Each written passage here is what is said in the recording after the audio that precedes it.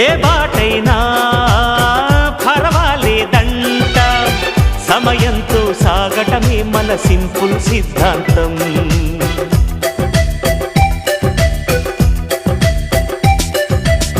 చిరుగాలికి పరిమళమిచ్చే సిరిమల్లెల వనమై ఉందాం, గగనాన్ని నేలను కలిపే హరివిల్లుల బంతెన అవుదాం.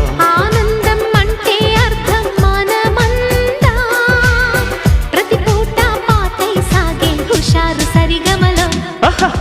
ఎన్నో ఎన్నో రాగాలుండే సంగీతం కాదా, చల్లకి నవ్వుల కేరింత.